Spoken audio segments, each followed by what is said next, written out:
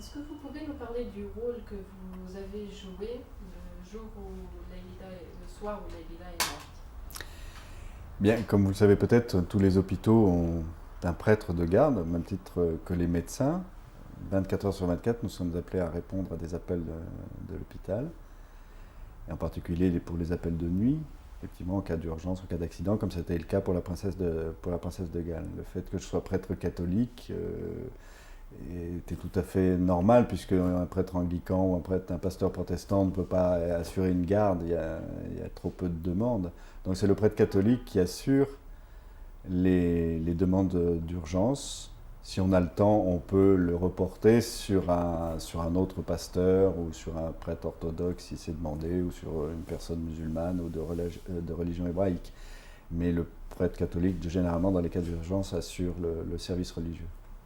Ça, c'est en accord avec les autres confessions, dénominations chrétiennes. Et comment avez-vous vécu cette nuit-là? Bien, d'abord par un sentiment d'incrédulité. Quand j'ai été appelé par l'hôpital et qu'on m'a dit que c'était la princesse Diana qui était là, c'est vrai que sur le coup j'ai cru un petit peu à une plaisanterie, mais j'ai eu confirmation immédiatement au service des urgences en les appelant directement moi-même que ce n'était pas une plaisanterie, que j'étais effectivement attendu par la direction de l'hôpital. Et ensuite? Et ensuite, eh bien, vous savez, comme lorsqu'on se trouve devant toujours quelqu'un qui vient de mourir, même pour un aumônier d'hôpital qui est habitué à être confronté à la mort très, très, très régulièrement, c'est quelque chose auquel on ne s'habitue pas. Et a fortiori quand c'est une personne jeune, bien entendu, et puis quand c'est une mère de famille. Donc un sentiment d'émotion que j'ai toujours devant n'importe quelle personne décédée. Et quand vous êtes arrivé à l'hôpital, vous avez dû voir du monde. Qu'est-ce que vous pourriez décrire l'atmosphère qu'il y avait? Ben, l'atmosphère était très électrique. Je crois c'était 3h30 du matin quand je suis arrivé à l'hôpital. Et l'atmosphère commençait à être très électrique autour de l'hôpital, puisqu'il y avait beaucoup de journalistes. Il semblait qu'il y ait quelques curieux déjà à cette heure-là. Mais au sein de l'hôpital, non, au contraire. On sentait un grand professionnalisme, des gens très efficaces, que ce soit de la part des officiels français ou des officiels britanniques qui étaient présents. On sentait au contraire un grand calme, tout se passait plutôt bien, il n'y avait pas de précipitation et tout semblait bien réglé au contraire, hein. Et ça rejaillissait sur l'atmosphère qu'il y avait dans la chambre de la princesse Diana. Mais quand on vous appelait, si vous êtes arrivé vers 3h30, elle n'était pas encore morte, quand même. Non, je suis allé au service des urgences à ce moment-là et je suis resté, je n'ai pas pu accéder puisque les médecins étaient avec elle, bien entendu, hein, c'était la priorité. Je suis resté dans le couloir à côté, j'ai commencé moi-même à prier pour le destin de cette femme dont j'ignorais que l'issue allait être fatale.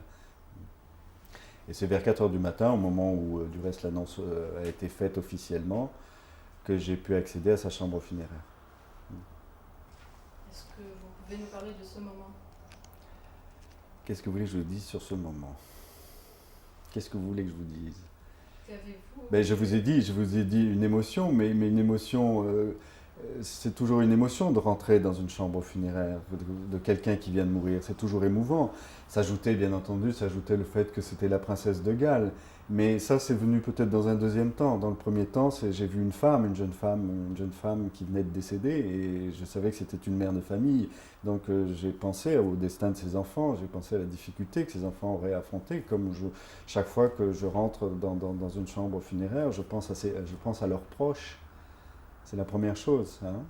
Puis petit à petit, effectivement, j'ai compris que oui, ben, cette jeune femme était la princesse de Galles, que ça risquait d'être un déferlement médiatique autour de cette mort tout à fait inattendue par tout le monde, bien sûr, puisqu'il s'agissait d'un accident. Mais bon, je dirais pas sur le moment, pas d'émotion plus importante que pour une autre. C'est toujours très émouvant de rentrer dans la chambre d'une personne qui vient de mourir. Et donc vous étiez seul. Au départ, j'étais avec quelques officiels français et puis l'ambassadeur de Grande-Bretagne qui était là et son épouse. Et ensuite, j'ai été seul. Le Daily Mirror parle d'un moment de prière avec Bernadette Chirac. Effectivement, Madame Chirac m'a demandé de dire une prière en français au moment où elle est arrivée. Vous avez quitté l'hôpital Salpêtrière après. Est-ce que c'est un rapport avec la mort de Daniel? Pourquoi avez-vous quitté l'hôpital? Ah, absolument pas, c'était prévu. Je suis un aumônier stagiaire à la Pitié-Salpêtrière et il se trouve que le hasard a fait que c'était mon dernier jour de garde dans cet hôpital, puisque j'ai été nommé aumônier de l'hôpital Necker à Paris, qui est l'hôpital des enfants malades. Et ça, c'était prévu depuis 3 mois. Et depuis, comment ça vous a marqué depuis?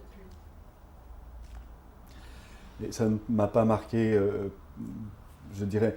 Vous savez, je suis pris dans une activité qui est très forte. Être ministre d'un hôpital, en particulier maintenant d'enfants malades, c'est une activité qui est, je dirais, rude, qui est magnifique, mais qui est très difficile. Et cette activité-là, c'est ça qui m'importe, c'est de continuer ce que j'ai pu assurer auprès de la princesse Diana, ce que j'ai pu assurer auprès d'autres malades à la Pitié-Salpêtrière. Je le continue. Je n'ai pas beaucoup le temps de me retourner sur le passé, mais bien entendu, je pense à elle et je continue à la porter dans la prière régulièrement. Danny, there's no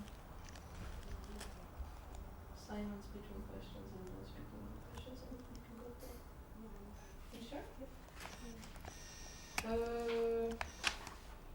Est-ce qu'il y a quelque chose que vous voudriez ajouter? Parce que... Oui, je veux bien préciser que contrairement à ce qui a été affirmé par une certaine presse, je n'ai pas donné les derniers sacrements à la princesse Diana. Les derniers sacrements, nous les donnons à des personnes vivantes. Je pouvais les donner puisque les derniers sacrements sont reconnus par les 3 grandes confessions chrétiennes, puisqu'ils obéissent à une recommandation de l'Évangile.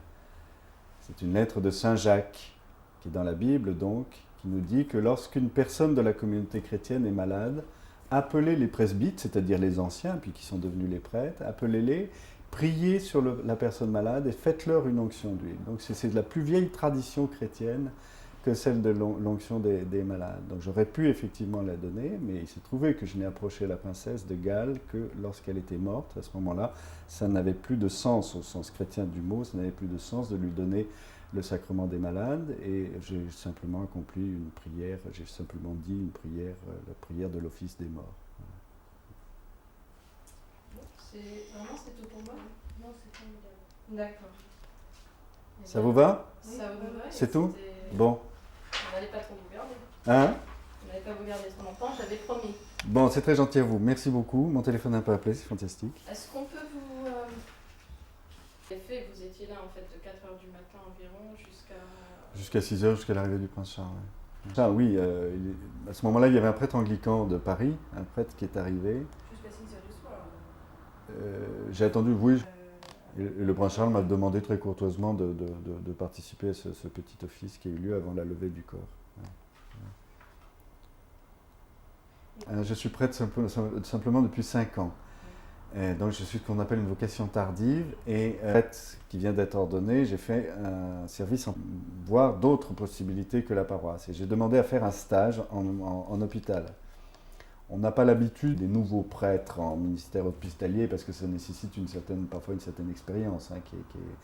Je pouvais tenter le coup et on m'a dit, tu vas faire une année de stage à la Pitié-Salpêtrière pour voir si ce ministère te convient et puis voir si toi...